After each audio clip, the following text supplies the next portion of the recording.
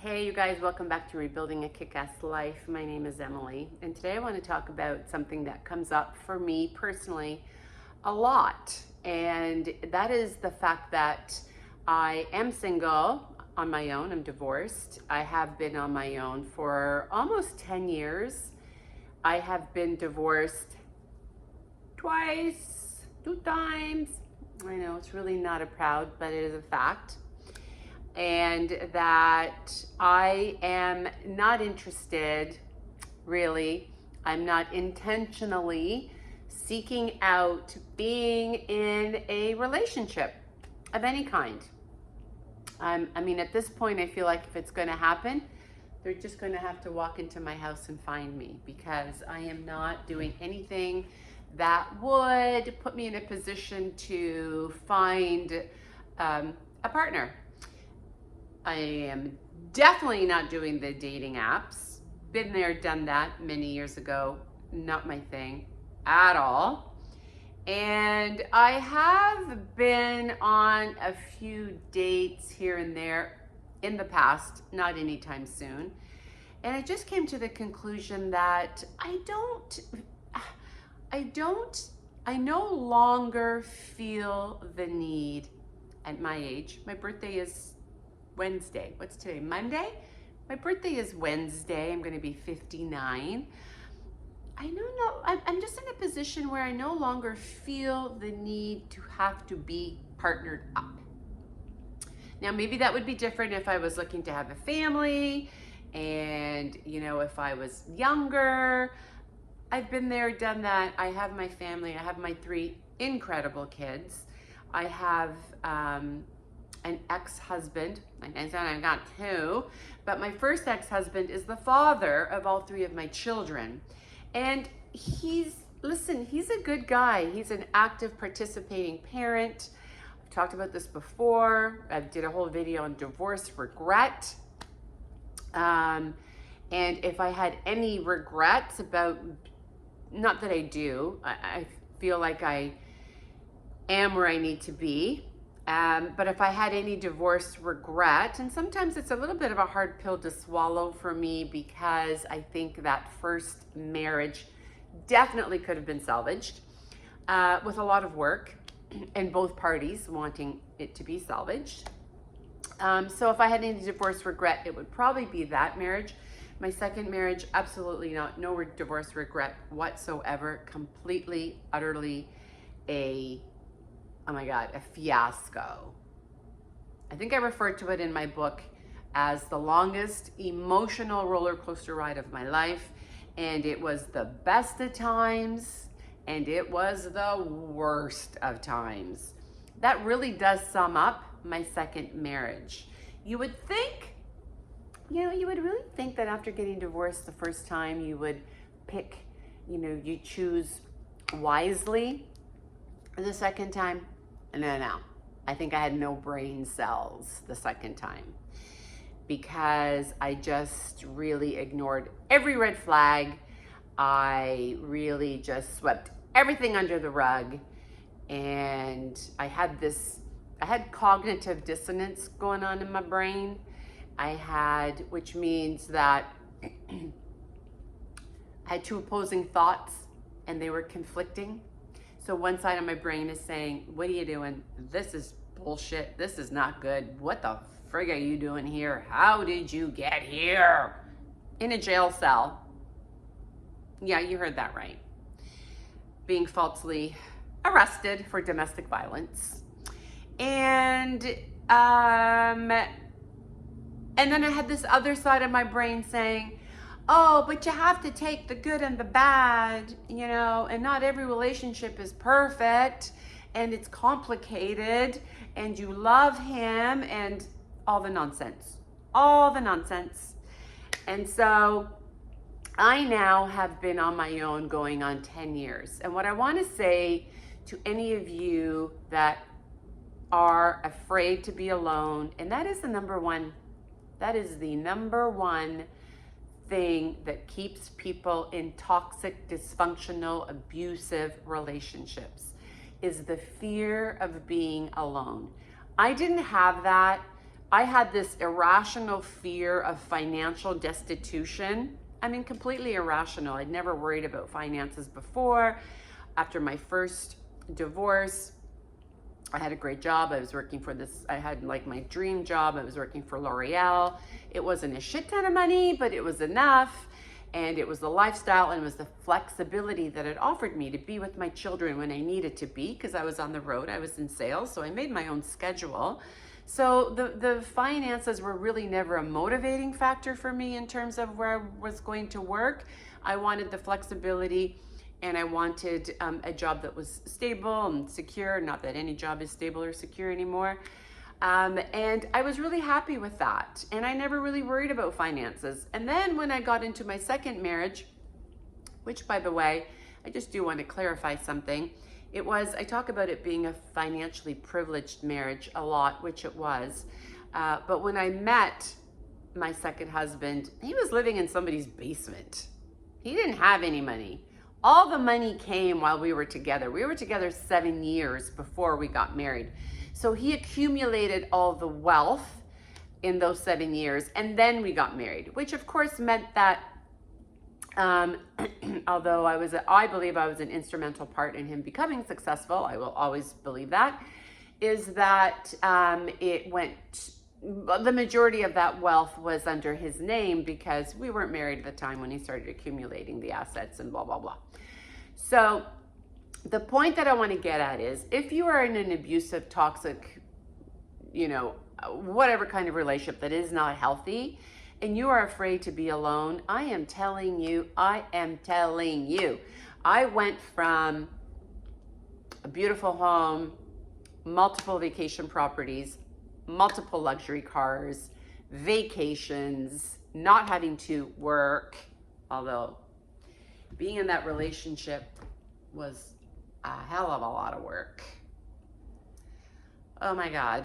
Anyway, I'm telling you that I would rather live in a cardboard box than be subjected to feeling unloved, unwanted, not cherished, not safe. There was just such a lack of trust, loyalty, uncertainty, instability. It was just never peaceful. And I say now that the biggest thing I got out of leaving that second marriage and being on my own now for 10 years is first of all, I got myself back, because I lost myself in that relationship 100%.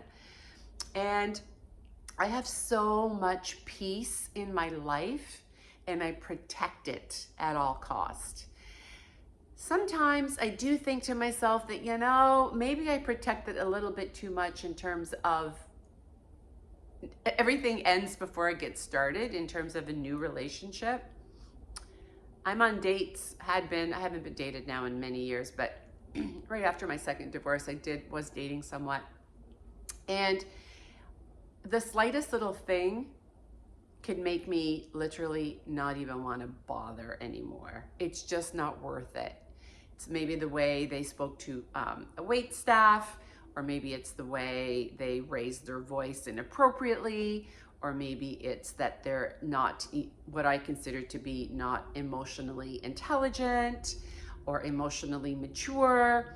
And so I feel like I am not willing to settle at all. Maybe too much. I don't know. But I have that feeling now, because after being on my own, and I'm not going to candy coat it. It's hard. It's scary. It's daunting. It's overwhelming. It's, oh my God, can I do it on my own? Because remember, I left with no job, no spousal support. That's a whole other video, because it was a very high conflict divorce, my second one. No job, no spousal support, and no income. And so, yeah, it was fucking scary. Yeah, what am I gonna do? And then I had faith for sure. And at the back of my mind, I always felt like, go back to who you were before this marriage. And who I was before that marriage was determined, was somebody that I always felt like I could just land on my feet. Hardworking, go after what you want, believe in yourself, If you want it, get it. Do it. And I felt like I was really sort of starting to manifest my life. I think the last page of my book says something like, say it, feel it, think it, believe it, and it shall be. And so I was unintentionally manifesting, but I was saying to myself, you can do this. I was dreaming in my head the life that I wanted, which really was a simple life, a lot more simplistic, not all the fancy clothes and the brand name labels and the travel and the vacations and the massive house. I wanted to go back to my grassroots. My grassroots were living simplistically, living authentically, being truly who I am. I was born in Portugal. For the first 8 years of my life, I lived in a house with no electricity and no running water. And today, I gravitate to going back to Portugal, to the north, where it's very simplistic. It's almost like going back 200 years. And that's where I'm drawn to. And so I went back to a life where I had to start over. I started my own business. I wrote a book. I started 2 businesses actually with very little money. I bought a house. The settlement that I got was pretty much half of the matrimonial home. I didn't get the cottage. I didn't get all the fancy cars. I didn't get investments. I didn't get anything like that. I got half of the matrimonial home. And by that time, after fighting for, I think, 3.5 years, I was more than happy to just move the fuck on, because it was really playing a toll on my mental health. I just wanted to move on. I didn't care. And so I had enough money that I could buy a house. This is the house I'm in right now. This is the house that I completely redecorated, that I put in like blood, sweat, and tears into this house on my own. And this is the house that's on the market that I am now selling. And so I bought this home that was listen, it's a beautiful house. I do love my home. I think what I love most about my home is that it is so reflective of me, of who I am and the things that make me happy. But the biggest thing I love about my house is that you can walk through that front door day or night, and all you will find in this house now is love and peace and tranquility and just a sense of home and a soft place to land at the end of the day. Whether you're my child, my friend, my family member, that is what I want you to feel when you walk through my door. And that is what my life has been for the past 10 years. And so to me specifically, I do not feel like I am missing out on anything. I really do not. I know it's hard for a lot of people to be on their own, to conceive, like just have that thought of not having a partner, not having someone to rely on, not having someone to lean on. But I feel like I don't miss that, because I have that in my children, and I have that in my friends, and I have that in my family. And so I feel like I am living a full life. I also feel like it is so liberating to be completely on your own, making your own decisions. If you fuck up, you fuck up, and then you've got only yourself to blame. And I don't, like, even just selling my house. One day I just thought, yeah, it's time to sell my house. I want to downsize. I want to travel. I want to simplify. This economy is so crazy right now. I want to put money in the bank. I want to invest it. I want to maybe buy something half of the value of this. If I end up buying, maybe I want to rent. But that's the beauty of it all. I don't know. And I don't have to worry about anyone else. And I don't have to worry about their input and their thought and what they want to do. And I am really enjoying that now at almost 60. I am enjoying the being completely autonomous and making my own decisions and not feeling like I'm missing out. And if and when somebody maybe magically lands in my lap, because that's basically what it's going to have to be at this point, then I am already complete. I am whole on my own, and I will add to their life, and maybe they will add to mine, because you know my philosophy. You know my philosophy.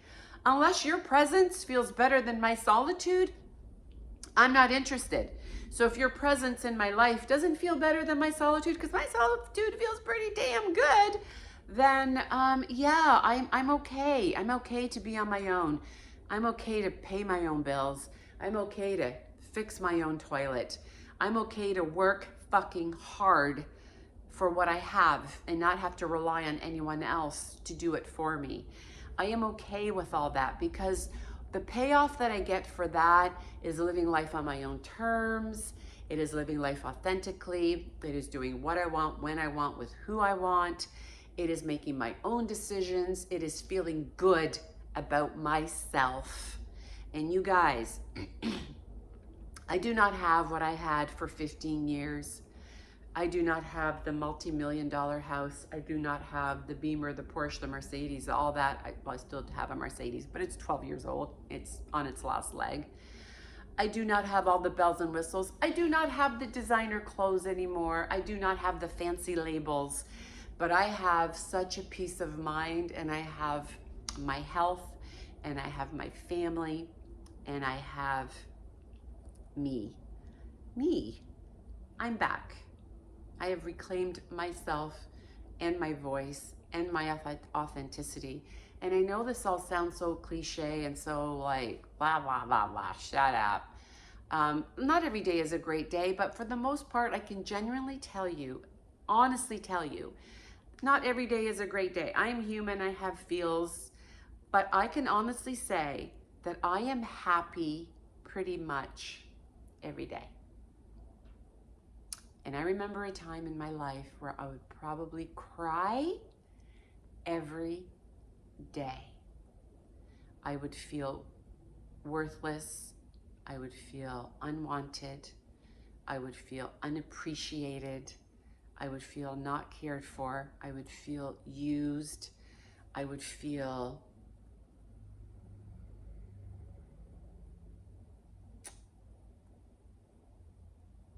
so much uncertainty. And I would feel like I had to change who I was in order to be someone that would keep the relationship together and that would ultimately make him happy. And so I would shut up and put up a lot, and I just changed who I was, and I lost myself in the process. And so now I'm back, and I've been back for a long time, and I just want you guys to really think about it. Is it worth it? Is it worth being in a relationship with someone just so you're not alone? Think about that. Really think about it. And I know it's hard, and I know it's scary. Been there, done that. But it also can be extremely rewarding if you're willing to sacrifice, and if you're willing to compromise, and if you're willing to change your lifestyle. You know what? You might have to give up the house. You might have to give up, you might have to go back to work. You might have to do things that are uncomfortable, but at the end of the day, a lot more worth it. And the choice is yours. And everybody has the ability to make their own choices, and the choices that are best for you. Just wanted to give you some food for thought today. Okay, guys, thanks. I'll keep you posted on what's happening with the house. I do have 2 people that are interested. Okay.